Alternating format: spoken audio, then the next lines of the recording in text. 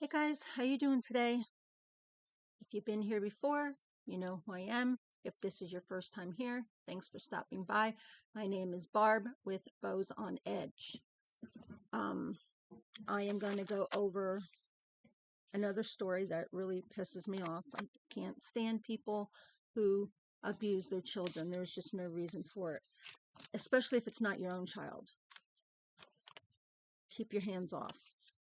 So anyway, 30-year-old Brianne Rufina Bloyer stands accused of one count of homicide.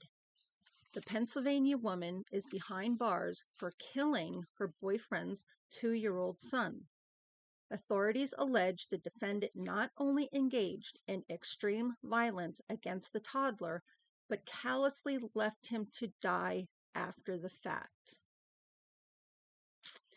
Bentley Myers was fatally beaten on August 16, 2024.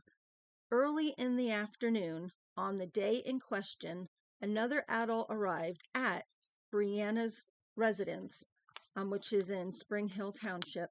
It was a small community just across the border with West Virginia. Not that that matters. The other adult found the child unresponsive, and that person learned that Brianna was aware of the state of the boy, but had not called 911. So that person did. They called 911. The other adult, who's not been named, told emergency dispatchers the child's feet were propped up and his face was blue, and he did not appear to be breathing. First responders rushed the boy to a nearby hospital, but it was far too late. Medical staff pronounced him brain dead, and Bentley succumbed to his injuries on August 19th. So he lived for 3 days on life support. Doctors discovered the boy was covered in bruises and had suffered numerous internal injuries as well. His official cause of death was listed as cardiac arrest by head trauma. Now, on the day of the fatal incident, Brianna allegedly told investigators the child had been staying with her for about 2 weeks. She allegedly went on to say that when she woke Bentley up that morning, he stumbled around and then collapsed. A search of the home, law enforcement obtained Brianna's phone, and on the device, police allegedly turned up the following from the search on August 16th. It read, "How to get someone to come to when you pass out." Additional incriminating Google searches were made between August 8th and 9th, including, "Why am I so much more angry while I'm pregnant?" and "What's better to make bruises fade overnight?" She allegedly Googled homemade bruise cream and apparently wanted to know how long it takes for carpet imprints on a face to fade away. Police confirmed Brianna's phone did not dial 911 on the day the fatal injuries were incurred. Pressed to account for his son's injuries, the boy's father had no idea the bruises were even there. Oh, that's bullshit. The father did, however, tell investigators he noticed his girlfriend was stressed out and frustrated with the child. A follow-up interview was scheduled with Brianna on September 25th, but she never showed up. In the interim between that missed meeting and her recent arrest, the defendant's car was seen in Indiana and Arizona. But this goes on, guys. The father didn't do anything to help this child. Nothing. So now, Brett Bissett, who's 25 years old, stands accused of one count of criminal homicide as well. He is also charged with endangering the welfare of a child and reckless endangerment. Now, days after Brianna was charged, Brett was arrested on charges of tampering with evidence, obstructing the administration of law, and hindering apprehension. From the start, prosecutors anticipated filing additional charges in the case and made good on that prediction.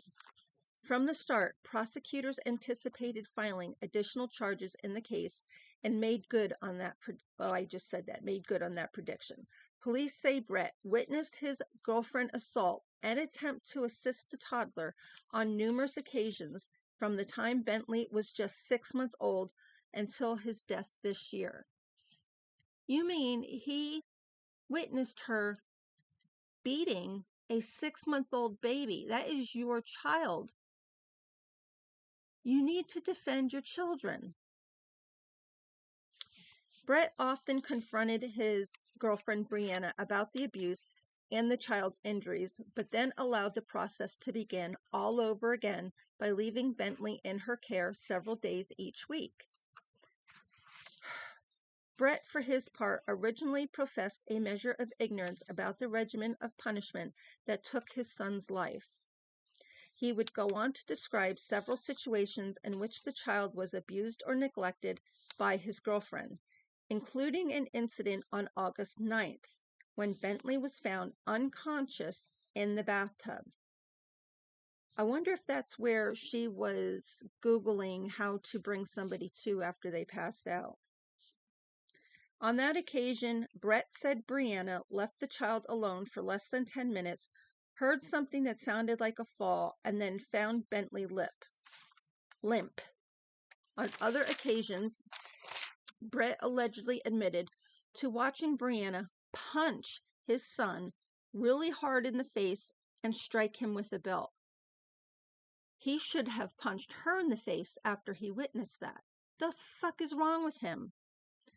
When asked why he never took his son away from the danger of the woman, he replied, "Because I love her." You don't love your child?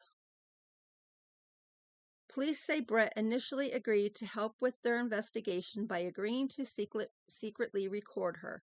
But then Brett told Brianna about the surveillance, and police say the father of this child went out of the way to obstruct our investigation and to aid Brianna in getting away with this, or what he thought was going to allow her to get away with this.